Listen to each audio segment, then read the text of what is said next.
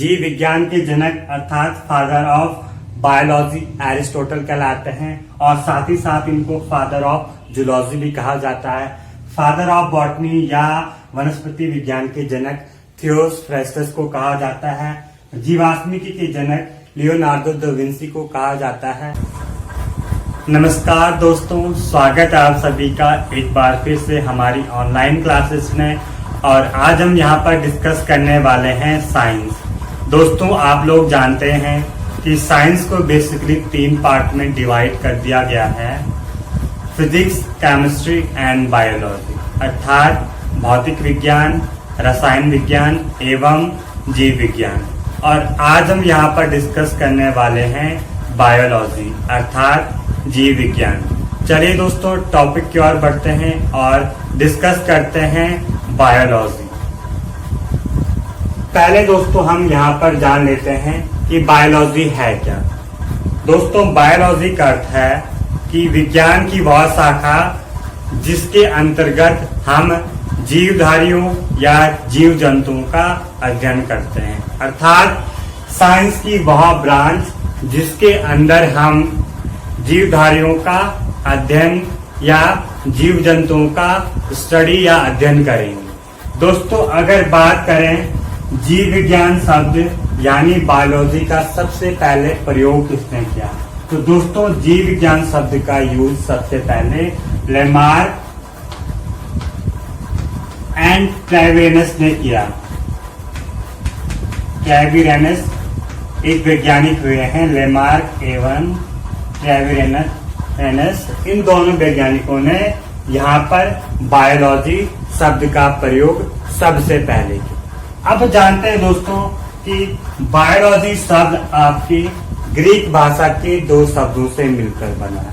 Biology शब्द Greek भाषा के 2 शब्दों से मिलकर बना है, बायोस प्लस लॉगस। बायोस का मीनिंग है यहाँ पर लाइफ या कह सकते हैं जीवन। लॉगस का मीनिंग है स्टडी अर्थात अध्ययन। तो पूरा मीनिंग हो जाएगा दोस्तों स्टडी ऑफ लाइफ या कह सकते हैं जीवन का अध्ययन। जीवन का अध्ययन। बायोलॉजी शब्द 2 ग्रीक शब्दों से मिलकर बना है, बायोस प्लस लॉगस अर्थात जीवन या अध्ययन, लाइफ स्टडी अर्थात life of study of life and जीवन का अध्ययन। बात करते हैं दोस्तों फादर ऑफ बायोलॉजी। तो फादर ऑफ बायोलॉजी कहा जाता है एरिस्टोटल को। फादर ऑफ बायोलॉजी अर्थात जीव विज्ञान का जनक किसको कहा जाता है, एरिस्टोटल या अरस्तु, हिंदी में अरस्तु। तो अरस्तु को जीव विज्ञान का जनक कहा जाता है। दोस्तों, अभी तक हम बायोलॉजी के अंतर्गत ही प्लांट्स एवं एनिमल्स, जीवधारी मतलब प्लांट्स एंड एनिमल्स, दोनों का स्टडी, दोनों का अध्ययन हम बायोलॉजी के अंदर कर रहे थे। अब दोस्तों हुआ ये कि प्लांट्स एवं आपके एनिमल्स, उन दोनों का अध्ययन के लिए एक इजी अप्रोच हमने यहाँ पर अपनाया या इनके अध्ययन के अनुसार यानी एक सही तर्क, एक सही माध्यम अपनाया हमने इनका अध्ययन के लिए और बायोलॉजी को 2 भागों में डिवाइड कर दिया, अर्थात जीवधारियों अर्थात प्लांट्स एवं एनिमल्स का अध्ययन के लिए हमने एक इजी अप्रोच अपनाया और बायोलॉजी को 2 भागों में डिवाइड कर दिया। पहला आपका वनस्पति विज्ञान या कह सकते हैं बॉटनी, दूसरा आपका जंतु विज्ञान अर्थात जूलॉजी। अगर वनस्पति विज्ञान यानी बॉटनी की बात करें तो इसके अंतर्गत प्लांट्स का अध्ययन किया जाता है, स्टडी ऑफ प्लांट्स। तो प्लांट्स का अध्ययन किसके अंतर्गत किया जाता है, बॉटनी या वनस्पति विज्ञान। साथ ही साथ हम यहाँ पर plants like algae, fungi, bacteria, lichen, ये सारे आपके बॉटनी के अंदर पढ़ेंगे। लाइकेन, बैक्टीरिया, एल्गीज, फंजाई, सारे हम बॉटनी या वनस्पति विज्ञान के अंदर पढ़ेंगे। बात करते हैं वनस्पति विज्ञान शब्द की उत्पत्ति कहाँ से हुई। तो इसकी भी उत्पत्ति ग्रीक भाषा के शब्द से हुई और उस शब्द का नाम था बास्किन। अर्थात बॉटनी शब्द की उत्पत्ति ग्रीक भाषा के बास्किन शब्द से हुई है और बास्किन का मीनिंग है चरना। चरना अर्थात बॉटनी शब्द की उत्पत्ति कहां से हुई है? ग्रीक भाषा के बास्किन शब्द से हुई। अब बात करते हैं दोस्तों यहाँ पर कि एक वैज्ञानिक हुए हैं थियोफ्रेस्टस। थियोफ्रेस्टस इन्होंने क्या किया यहाँ पर दोस्तों? इन्होंने यहाँ पर 500 प्रकार के पौधों का अध्ययन किया है। 500 प्रकार के पौधों का अध्ययन थियोफ्रेस्टस ने अपनी पुस्तक हिस्टोरिया प्लांटेरम में किया है। इसमें किया है हिस्टोरिया प्लांटेरम, एक बुक है थियोफ्रेस्टस की जिसमें उन्होंने 500 प्रकार के पौधों का अध्ययन किया है। इसीलिए इनको फादर ऑफ बॉटनी भी कहा जाता है। इसको फादर ऑफ बॉटनी।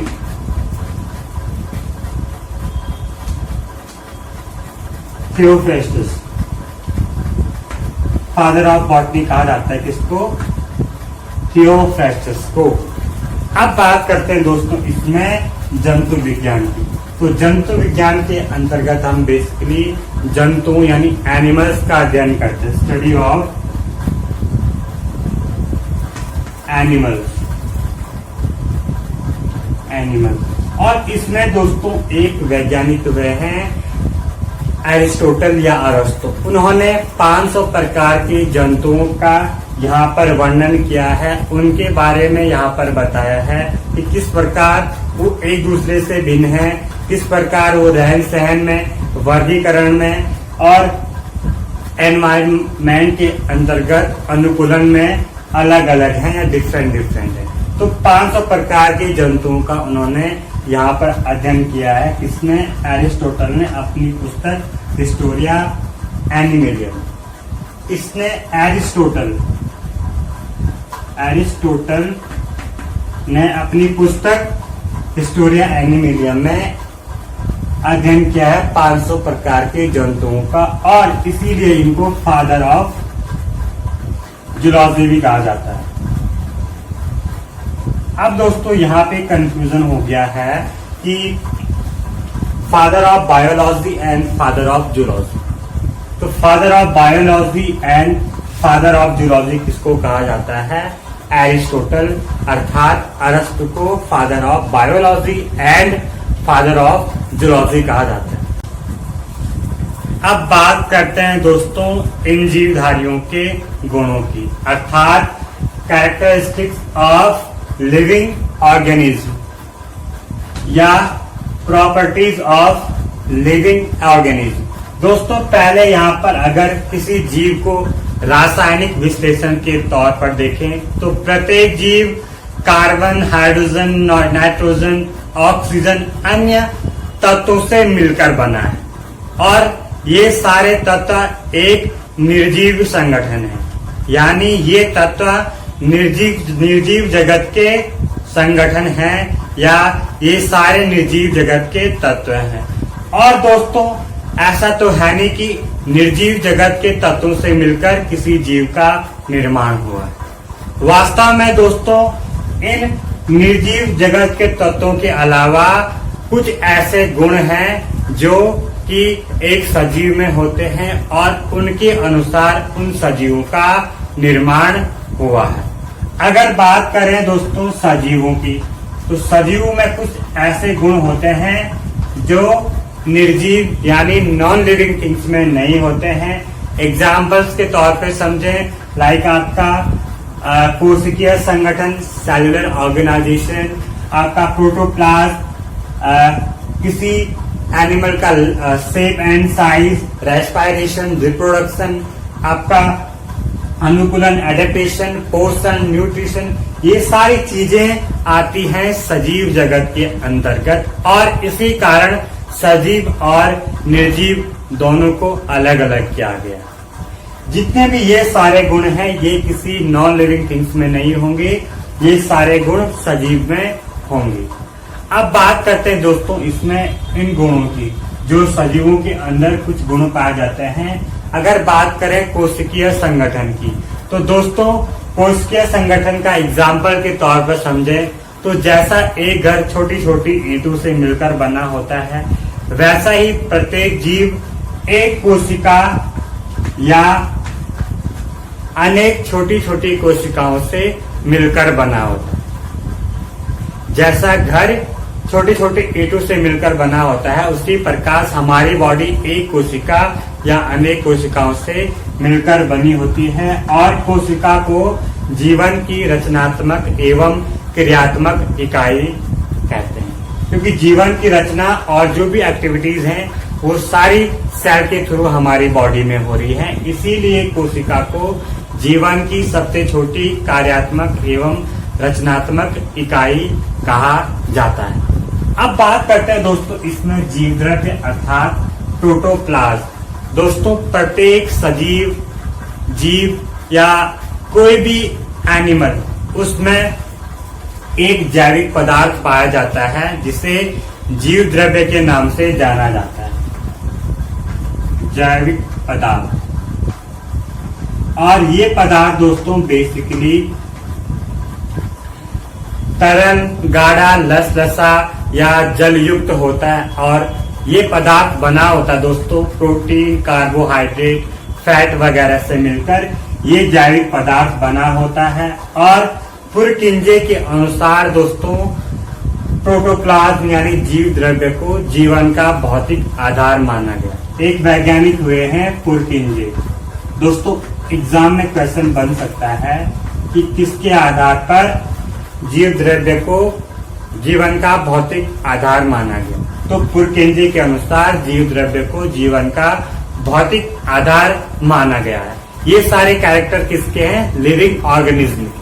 अब बात करते हैं दोस्तों आकृति एवं आकार अर्थात shape and size. Shape and size की बात करें तो दोस्तों एक सेल के अनुसार सेल के थ्रू ही हमारी बॉडी को साइज मिलता है और शेप मिलती, आकार। तो ये भी हमारा एक लक्षण है किनका? सजीवों का। बात करते हैं दोस्तों श्वसन या रेस्पायरेशन। रेस्पायरेशन की बात करें दोस्तों अर्थात श्वसन। दोस्तों ये हमारा एक मोस्ट इम्पॉर्टेंट गुण है कि हम सांस लेते हैं। सजीव अगर एनिमल्स की बात करें तो हम ऑक्सीजन लेते हैं, कार्बन डाइऑक्साइड छोड़ते हैं।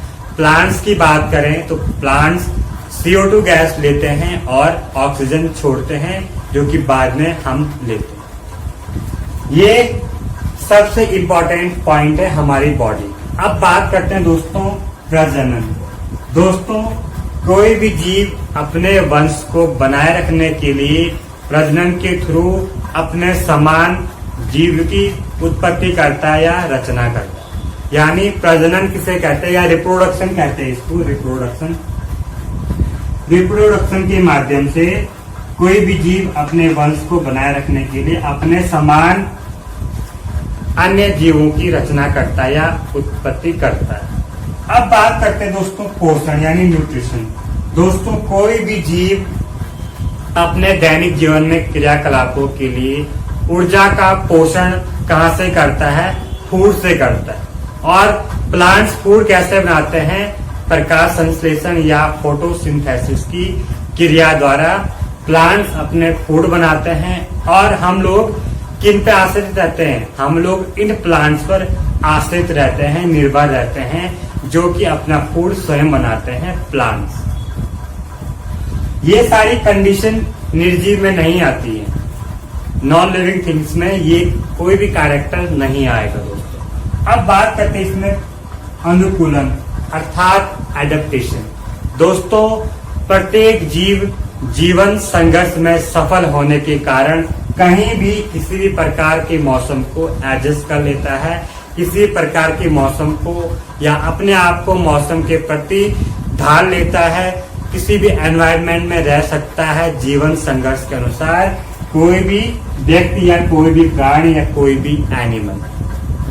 साथ ही साथ अगर बात करें दोस्तों इसमें उत्सर्जन की, तो उत्सर्जन के माध्यम से सजीव अपना जो वेस्ट फूड होता है, वेस्ट पदार्थ होता है, उसको अपने शरीर से बाहर निकालते हैं यूरिया के रूप में या मलमूत्र के रूप में। अगर बात करें लाइफ साइकिल, तो एक और एग्जांपल हम दे देते हैं लाइफ साइकिल। तो प्रत्येक जीव एक छोटी सी संरचना में पैदा होता है, वृद्धि करता है पोषण करके, उसके पश्चात अपने समान संतान उत्पत्ति करता है, यानी अपने समान सेम संतान की उत्पत्ति करता है, उसके बाद फिर धीरे धीरे नष्ट हो जाता है। यही आपकी लाइफ साइकिल, यही हमारी लाइफ साइकिल है। यही प्रत्येक जीवधारी की लाइफ साइकिल है कि जन्म हुआ, वृद्धि करी, अपने समान संतान की उत्पत्ति करी, उसके बाद नष्ट हो गया।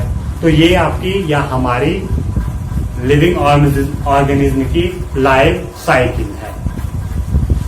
अब बात करते हैं इसमें कुछ इंपॉर्टेंट क्वेश्चंस को।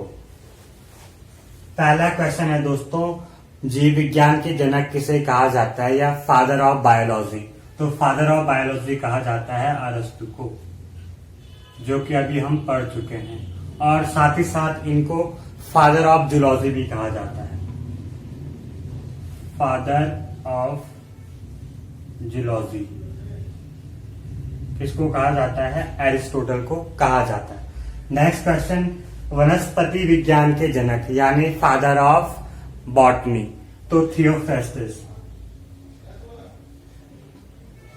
थियोफ्रेस्टस हैं आपके वनस्पति विज्ञान के जनक। बात करते हैं जीवाश्मी के जनक, तो लियोनार्डो दा विंसी इसके जनक हैं। लियोनार्डो दा विंसी जनक हैं किसके? ये हैं जीवाश्मिकी के जनक। अब बात करते हैं नेक्स्ट क्वेश्चन की, किसके अनुसार जीव द्रव्य जीवन का भौतिक आधार है? सॉरी, यहां पर आधार है दोस्तों।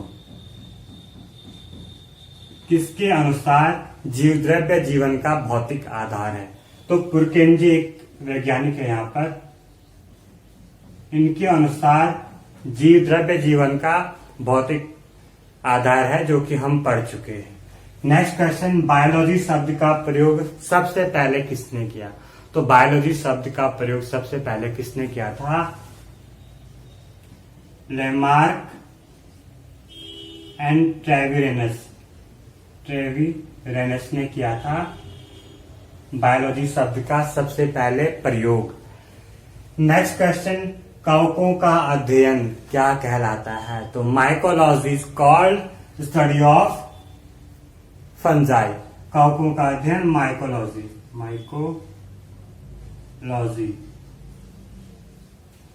शैवालों का अध्ययन ये कहलाता है दोस्तों फाइकोलॉजी। शैवालों के अध्ययन को फाइकोलॉजी और कवकों के अध्ययन को माइकोलॉजी कहते हैं। नेक्स्ट क्वेश्चन, वर्गीकी के पिता, तो वर्गीकी के पिता या फादर ऑफ टैक्सोनॉमी तो कहा जाता है कैरोलस लिनियस। कैरोलस